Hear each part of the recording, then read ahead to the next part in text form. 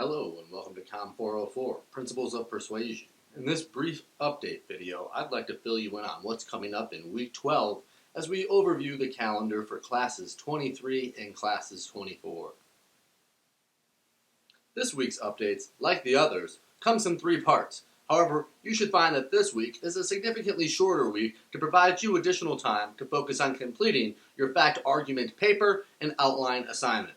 So first, in this video, we'll talk a little bit about some of the upcoming assignments and give you some key reminders you might want to jot down to make sure you're following along with our course calendar.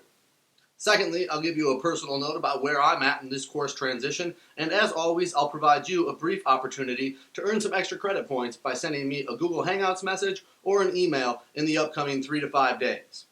In the final part of today's update video, we'll overview the coming week with a focus on what you might expect to note in Class 23's focus on visual argumentation and the writing journal that's due that day, as well as also discussing how you might best prioritize Class 24 as a work day to focus on submitting that fact argument paper and outline due that Thursday afternoon. For this week, there are really only two major reminders. The first reminder to recall is that writing journal number 7 is due on Tuesday. Writing journal number 7 asks you to first identify the 4 channels of political campaign communication, before then secondly identifying the 4 types of messages. The third prompt transitions into the focus on health communication and asks you to identify any concept of your choosing and elaborate how that might help explain some sort of campaign that you might be interested in further studying. Toward that end, you should make sure that you've paid attention to the course readings and video materials associated with Class 21 on political communication campaigns and Class 22 on health communication campaigns. Those will both be essential to identifying those 4 channels, those 4 types of messages, and the concept of your choosing. The second and final major reminder for this week is that fact argument paper and outline assignment is due this Thursday by midnight. If you haven't already got a head start on that, my hope is that you've designated a substantial amount of time to complete that assignment this week. Also, be sure that you've completed both the assignment description video and also the video that goes over some questions and thesis statements that might help guide your analysis. Those are 2 separate YouTube videos provided in a playlist related to those update videos that can be especially helpful for you so that you're developing the best paper with the strongest argument. Additionally, and before transitioning into just a brief personal note, I wanted to make you all aware that your case feedback should be available to you. For those of you who've submitted your cases on time, I've now been able to grade through all of those cases and post the grades for the case and the presentation. Those of you who uploaded a video recorded version of your presentation, you should see those grades added within this upcoming week, and if you submitted your case late, you should see that submitted sometime within the upcoming week. If you have questions or concerns about those revisions, you're encouraged to reach out to discuss those with me through Google Hangouts or otherwise reach out through email so that we can set up an appointment. It will be important that we have some sort of a back and forth conversation to make sure that any revisions you're doing aren't otherwise overworking you and can guarantee you that you're on the pathway toward success that you want so that you can earn the possible 85 on that second revision or earn a few additional points if you were already near that 85 threshold. Don't forget, those revisions are due by April 23rd. However, we have to have some sort of a consultation prior to that, so make sure that you've reached out to me well before April 22nd. Now that we've covered a few important reminders for this week, I wanted to let you all know how I'm doing in this online transition and also provide you a brief opportunity for some extra credit points. So first, one thing that's really surprised me is the opportunities for connections that I was previously unaware of.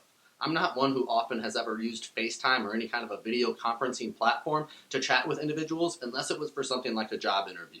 However, recently, with social distancing and self-quarantine fully in place, it's been nice to be able to catch up with friends that I haven't seen face-to-face in nearly a decade.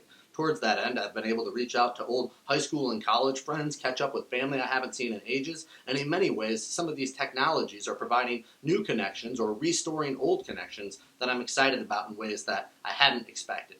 The second thing I wanted to know, and I hope some of you are starting to feel this way as well, is that I'm starting to find some routines. Though for many of us, normalcy has been totally upended, and what we understand to be the typical way of doing classes or business has completely changed, I've now started to identify schedules and habits that can facilitate some success. And I hope you are as well, whether that means instilling an effective bedtime and waking up on time, instilling some gym habits, or otherwise dedicating certain time periods of the day like you might have previously in a classroom time setting. Those are all important ways to help condition discipline and make it through this turbulent time. And It took me a little while to adjust as well, and I'm starting to feel that sense of normalcy, starting to find some accomplishment in the routine, and I hope y'all are as well.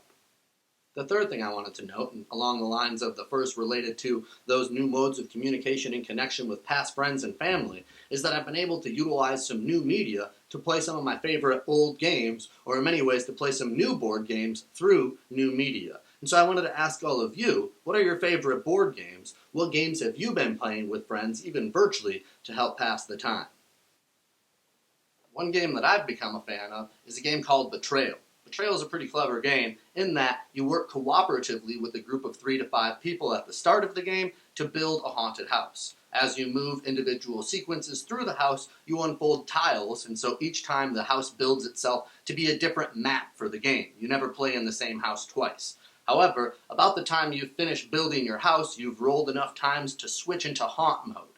When you switch into haunt mode, one or more of the group members becomes a bad guy, and it could be any different scenario, anything from goblins to zombies to political assassins that are outside your windows and chasing you, and then you and the group have to find a way to solve or to save yourself from that other group member. And so in that sense, it's a fun game because it begins cooperatively and it switches to a competitive game. And it also kind of creates a certain Dungeons and Dragons-esque narrative in the sense that it's really a storytelling game. Send me a G-Chat or a Google Hangout message and email with your favorite board game sometime before Thursday of this week, and I'll be happy to give you 5 extra credit points on that attendance column. And maybe you're not a fan of board games, and so instead you found yourself working on puzzles. Well, send me a snap of the puzzle you're working on or the puzzle you've recently completed, and I'll be happy to add you a few points in that regard. You can send me those just like you would through email or through Google Hangouts as well. My partner Jenny and I have actually recently completed 2 puzzles ourselves in the last quarantine phase, and so I'll try to attach a photo of one of those here if I can. So before we close today, a brief weekly overview and a future preview of what's to come.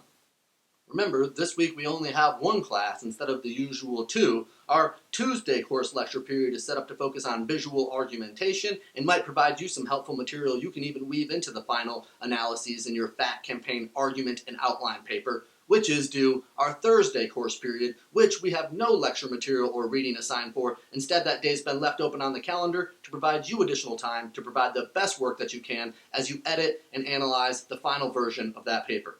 And finally, not this week, but next week, we'll be assigning the value speech assignment, which is itself a speech presentation and an outline that you'll be turning in on May 5th. To include you some time to focus on the topic that you're developing as you transition from submitting one paper to developing a presentation, that Thursday period, like this coming week's Thursday period, will also be reserved as a work day for you to focus on developing your topic for that values presentation, and also so that you can submit writing journal number 8. Notably, writing journal number 8 is set up to help guide your topic development and selection for that values presentation. You're welcome to get a head start on that, and you're ready to complete that anytime after you've completed the readings and lecture material associated with Class 25. So this concludes our brief update video for Week 12. I'll be back with another update video for Week 13 on Monday, and of course you can reach out to me anytime you have questions or concerns using both the UNLV email line and of course also reaching out to me at the Google Hangouts.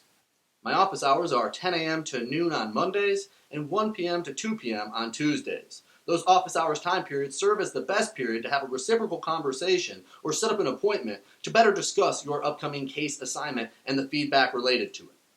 Outside of those times, of course, I'm still available to answer messages, and typically between 6 a.m. and 6 p.m., I'm able to respond within about a 2-hour window.